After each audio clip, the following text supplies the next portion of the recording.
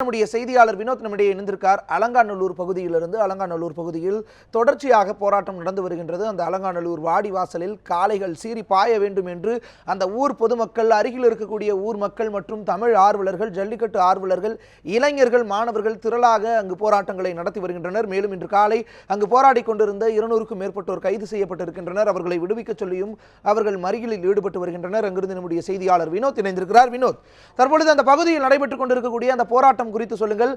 இந்த உச்சி வெயிலிலும் நடைபெற்றுக் கொண்டிருக்கக்கூடிய அந்த போராட்ட களத்தில் தற்பொழுது 7 பேர் விடுதலை செய்யப்பட்டிருக்கக்கூடிய செய்தி என்ன மாதிரியான தாக்கத்தை ஏற்படுத்தி இருக்கிறது? பதிவு செய்யலாம். வணக்கம் தேவேந்திரன். அதாவது இன்று காலை 6 மணி அளவில் தொடர்ந்து 23 மணி நேரங்களாக நடந்த அந்த போராட்டம் காவல்துறையினர் அந்த போராட்டக்காரர்களை, அதாவது மாணவர்களை கைது செய்ததை அடுத்து நிறைவுற்றது. ஆனால் அவர்கள் கைது செய்யப்பட்ட அனைவருமே தனித்தனியாக பிரிக்கப்பட்டு ஒவ்வொரு இடத்திற்கும் அவர்களை அழைத்து சென்றனர்.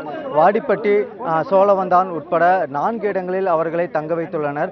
அதில் இந்த வாடிப்பட்டியில் தங்க வைக்கப்பட்டிருந்த அந்த மாணவர்கள் மேலும் தங்களிடம் இருந்து பிரித்து செல்லப்பட்டவர்களை ஒன்றாக மீண்டும் தங்களுடனே சேர்க்க வேண்டும், தங்கள் அனைவரையும் அலங்காநல்லூர் அந்த கிராமத்தில் கொண்டு போய் விட வேண்டும் என்ற கோரிக்கை விடுத்தனர். ஆனால் இதற்கு காவல்துறையினர் மறுப்பு தெரிவித்த நிலையில் அந்த மாணவர்களை விடுவிக்க வேண்டும் என கோரி பல்வேறு இடங்களில், அதாவது அலங்காநல்லூர் கிராமத்தில் மட்டுமல்ல, தமிழகம் முழுவதும் பல்வேறு இடங்களில் தற்போது ஆர்ப்பாட்டங்கள் நடைபெற்று வருகின்றது. அதன் நேரலை காட்சிகளை நாம் தொடர்ந்து ஒளிபரப்பிக் கொண்டு வருகின்றோம். இந்த காட்சி, அதாவது இந்த போராட்டங்களின் அழுத்தத்தின் காரணமாக காவல்துறையினர் இங்கே அலங்காநல்லூர் கிராமத்தில் கைது செய்யப்பட்டவர்களில் 7 பேரை தற்பொழுது விடுவித்துள்ளனர். இந்த பிரிவென்டிவ் அரெஸ்ட் என்று ஆரம்பத்தில் காவல்துறையினரால் சொல்லப்பட்டாலும் அவர்களில் சிலர் மீது FIR, அதாவது முதல் தகவல் அறிக்கை பதிவு செய்யப்பட்டுள்ளது.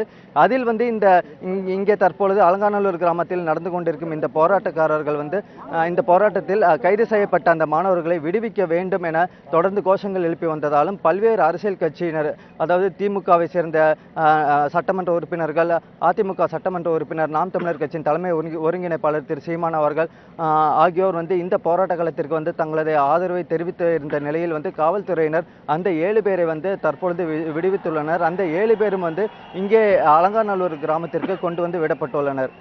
தேவேந்திரன், இந்த 7 பேர் விடுவிக்கப்பட்டதை அடுத்து மீண்டும் அந்த போராட்டத்தில் இருக்கக்கூடியவர்கள் அனைவரையும் விடுதலை செய்ய வேண்டும், அந்த காளைகளை விடுவிக்க வேண்டும், வழக்கு தொடுத்திருந்தால் அந்த வழக்கை வாபஸ் வாங்க வேண்டும் என்றெல்லாம் கோரிக்கை விடுத்து வந்தனர்.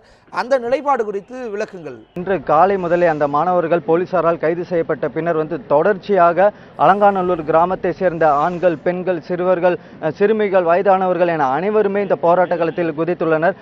அது மட்டும் இல்லாமல் அவர்களுக்கு ஆதரவு தெரிவித்து அலங்காநல்லூர் கிராமத்தை சுற்றியுள்ள அனைத்து பகுதிகளிலும், குறிப்பாக மதுரையிலிருந்து மாணவர்கள், கல்லூரி படிக்கும் மாணவர்கள் சாரையாக இந்த போராட்ட களத்திற்கு வந்து கொண்டிருக்கின்றனர்.